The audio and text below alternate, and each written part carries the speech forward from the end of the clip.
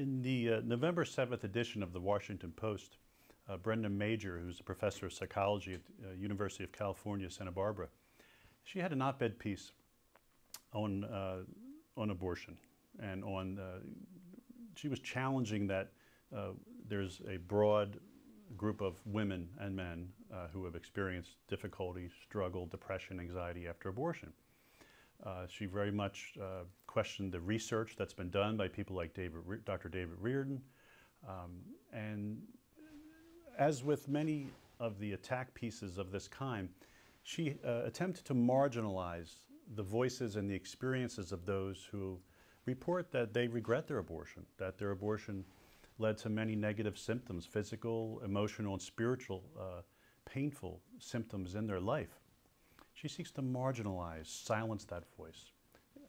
There's always a patronizing kind of quality and a dismissive attitude towards the research that's been done, and sometimes overinflating partial studies to prove their point.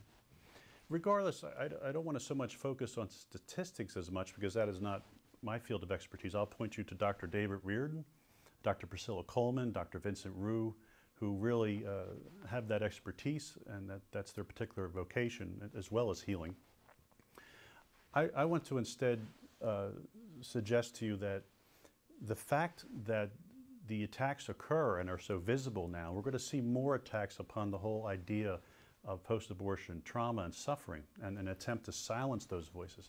The reason that those attacks are coming is because the efforts of so many of us involved in the work of healing and research, and groups like the Silent No More Awareness campaign, where men and women are coming into the public square after healing and finding their voice and saying, this was my experience of abortion, but more importantly, this is my experience of freedom and healing. And this is the truth of what abortion is, what it does to the unborn child, and what it did in my life.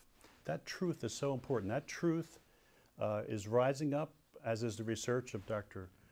Reardon and others. That truth is rising up in our culture, and we have to expect that those who want to enforce orthodoxy in terms of the ideology of abortion rights and choice, they will try to silence that, but it's too late. The voices are rising, and with the internet and with so many of the tools that we have to spread the good news of healing, these voices cannot be silenced. And I know that very soon we're going to see an end to abortion, and then even after abortion ends, we have to continue the very important work for the millions and millions who have been hurt by abortion. Thank you.